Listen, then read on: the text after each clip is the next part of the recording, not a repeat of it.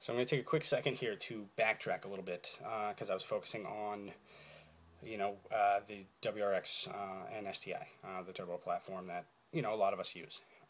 There are plenty of people out there that are car enthusiasts that don't have the turbo platform. They have either, a base Impreza, whether it be the 2.5 RS or the 2.5i.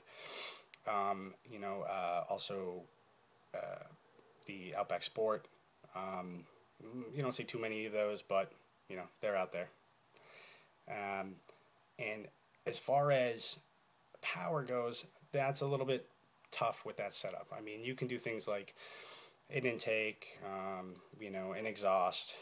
Some people, want to get more of that rumble sound, so they go for an unequal length header, or they take a stock WRX header and have it modified to be able to work on the car. So all of that really isn't going to net you too much power. But as far as other modifications, obviously styling, you can make it look just like any other line. You can take an 06 2.5i and make it look just like an STI on the outside. So there's no real drawback as far as with styling. Suspension, a lot of the suspension for the WRX works on, actually I'm pretty sure all of it does, onto the the base model Impreza. Brakes, a little bit tougher to find any kind of upgrade for that. I mean, you can still obviously swap WRX stuff over, so that always works. I mean, obviously you're probably not looking for any of the giant stop tech brake kits or anything like that, because typically you wouldn't have the power to need it. But these cars can be found a lot cheaper typically than you can find a WRX or an STI. So, a lot of people use it as a stepping stone to get into it. You still have that same all-wheel drive system, and you're just as much a part of the community as anybody else.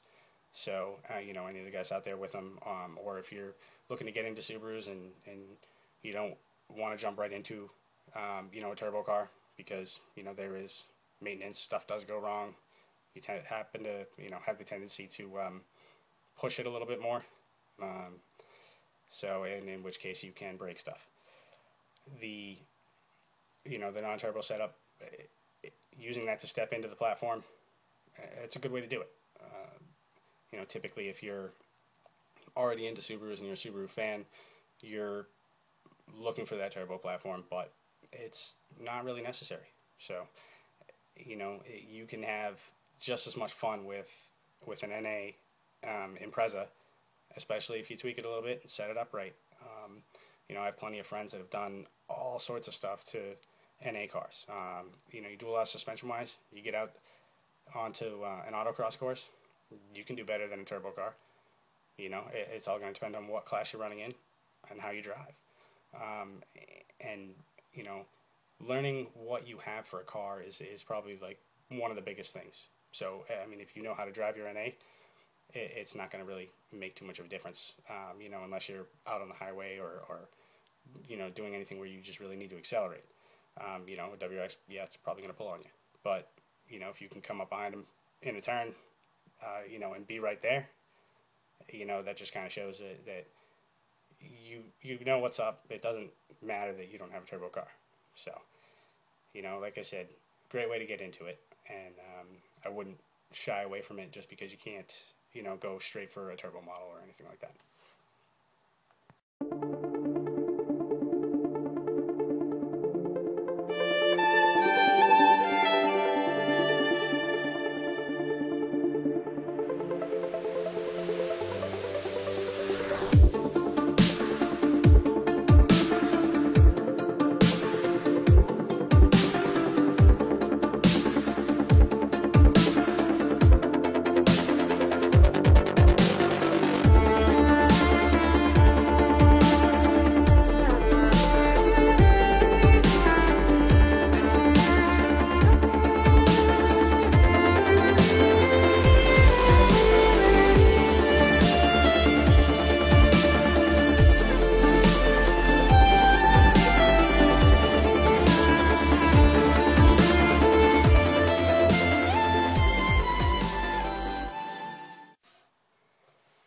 So in 2011, they had some minor styling changes again.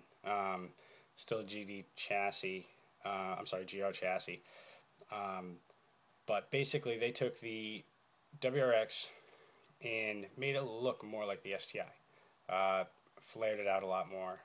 Honestly, I think it made a world of difference for the car. I really like the way those look.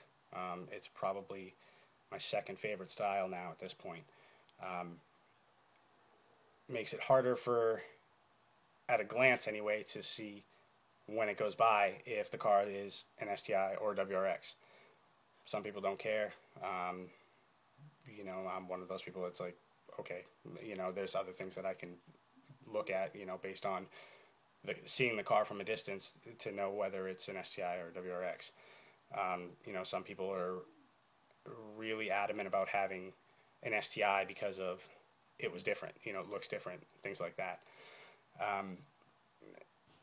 With the changes in the styling, I think that they really are focusing on trying to bring that back. They kind of went a little bland, I think, to try and play it safe in 2008. And they made a few minor changes, and then offering like the sport grills and things like that to make it so you could, I guess not really just customize it, but make it not look plain. And I'm not bagging on that style at all. It just was a safe play by Subaru. Then in this 11, 12, 13, they really have started to bring the aggressive look back.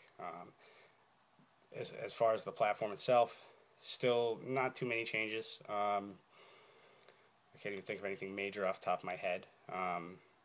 But that kind of brings us up to where we are now with the cars. And the changes that are coming up.